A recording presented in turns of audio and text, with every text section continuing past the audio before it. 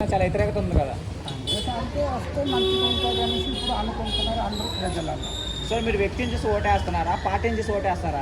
మనిషికి చూడాలి. కాంగ్రెస్ అంటే ఒక పార్టీ, ఏ పార్టీ మంచిగా నడుస్తుందో అది చూసుకొని వేయాలి. వ్యక్తిని చూసి ఓటేరా? వ్యక్తికి చూసుకుని వేయదు. ఓకే. అండ్ మాగొండ సునీత గారు కూడా ఉన్నారు కదా, కానీ సానుభూతి ఓట్లు పడేదానికి చాలా వరకు అవకాశాలు ఉన్నాయి అని అంటున్నారు. అనుకుంటున్నారు కదా. మరి ఇప్పుడు ఏంటంటే కాంగ్రెస్ అనేసి ఎప్పుడు చాలా సంవత్సరం అయింది లేదు కాబట్టి అనుకుంటున్నారు అందరూ. అప్పుడు ఇప్పుడు కాంగ్రెస్ ఫ్రీ బస్ ఇచ్చి మళ్ళీ టికెట్లు పెంచుతున్నారు కదా, చాలా మంది జనాలు వ్యతిరేకత కనిపిస్తుంది. లేదు, వాళ్ళు మట్టుకు వాళ్ళే పోతారు కానీ మనకి కావాలా కాంగ్రెస్ అనేసి ప్రజలు అనుకుంటున్నారు. ఓకే. మన కాంగ్రెస్ మీద అందరూ ఇంట్రెస్ట్ ఉంది. సో ఎన్ని ఓట్లు ఎక్కువ మెజార్టీ వచ్చేదానికి అవకాశాలు ఉన్నాయి? ఏమో అదృష్టం పట్టుకొనే కానీ మాత్రం ప్రజలు మాత్రం ఎక్కువ ఇచ్చే కాంగ్రెస్ అనేసి అనుకుంటున్నారు. Naveen Yadav guarantee. Okay okay, thank you. ఈసారి ఎలక్షన్లో ఎవరు గెలుస్తారమ్మా? జూబ్లీస్ ఎలక్షన్లో కాంగ్రెస్ గెలుస్తుందేమో. ఎందుకు? చేస్తారేమో అందరూ. అంటే కాంగ్రెస్ కూడా చాలా వ్యతిరేకత కనిపిస్తుంది కదా. ఇప్పుడైతే నాకు వస్తుందని నమ్మకం అయితే లేదు, కానీ అంటే మాగొంటి గోపీనాథ్ చనిపోయారు, వాళ్ళు మిస్సెస్ నిలబడుతున్నారు కదా, సానుభూతి ఓట్లు పడేదానికి కూడా అవకాశాలు ఎక్కువ ఉన్నాయి కదా. అవును, అది కేసీఆర్ మాకు డబుల్ బెడ్రూమ్ ఇచ్చింది. ఓకే. మా పిల్లలకి కాంగ్రెస్ వాళ్ళు ఏమి ఇవ్వలేదా? కాంగ్రెస్ వాళ్ళు ఏమి ఇచ్చింది? ఇప్పుడు కేసీఆర్ మీకు మంచి చేశారంటారు ఎక్కువ. నాకు పింఛన్ కూడా ఆయన ఇస్తుంది. మరి ఎవరు గెలుస్తారంటారు? నేనంటే మాగంటి గోపీనాథే గెలుస్తుంది. వాళ్ళు మిస్సెస్ నిలబడుతున్నారు సునీత గారు. అదే ఆమెనే గెలుస్తుందో ఏమో అని అనుకుంటున్నాను. అంటే సానుభూతి ఓట్లు పడేదానికి కూడా ఎక్కువ అవకాశాలు ఉన్నాయంటారా?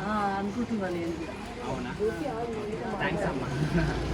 ఏమైతే మాకే దానికే వేస్తారా? ఎప్పటి నుంచి మాకు పింఛన్ ఇస్తుంది కదా, మాకు అన్నం పెట్టింది.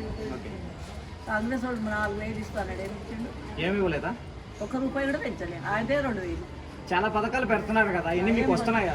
ఏం పథకాలు వస్తున్నాయి? ఏదో చాలా పెట్టారు కదా. బస్సు అంటాడు, దానికి మస్తు రష్.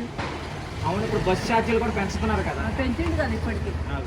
మా పిల్లలు 6 గ్యారెంటీలు రావట్లేదమ్మా మీకు? ఏం గ్యారెంటీలు వస్తుంది? బియ్యం ఒకటి ఇచ్చింది. కాంగ్రెస్ ఎందుకు? మంచి చేస్తున్నారు, మంచి పని చేస్తున్నారు. మీరు పార్టీని చూసి ఓటేస్తున్నారా, వ్యక్తిని చూసి ఓటేస్తారా? పార్టీ చూసేస్తారా? నవీన్ అన్న 2 సార్లు నిలబడుతున్నారు కదా. సో అలాగే ఆపోజిట్లో బీఆర్ఎస్ తరఫున మాగొంటి సునీత గారు నిలబడుతున్నాడు. సో వాళ్ళకి కూడా సానుభూతి ఓట్లు పడతాయని చాలా మంది అంటున్నారు. కాంగ్రెస్కే పడుతుంది. థ్యాంక్స్. ఎంత మెజార్టీ వచ్చేదానికి అవకాశాలు ఉన్నాయి? అంటే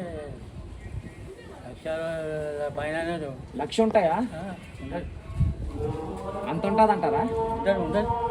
అంటే కానీ కాంగ్రెస్ గవర్నమెంట్ మీద చాలా వరకు వ్యతిరేకత ఉంది కదా. ఏం లేదు, కాంగ్రెస్ ఉండదు. ఇప్పుడు మొన్న ఫ్రీ బస్సు ఇచ్చాడు, ఇప్పుడేమో బస్ ఛార్జీలు పెంచుతున్నట్టు ఒక ఆర్డర్ ప్రకటించారు కదా.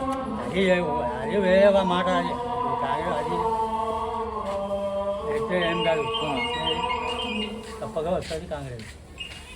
మాగొండ సునీత గారికి అంటే ఇంతమంది గోపీనాథ్ గారు చాలా మంది పేదలకు చాలా ఇల్లులో ఇచ్చానని అంటున్నారు. వాయి ఓట్లు పడవంటారా?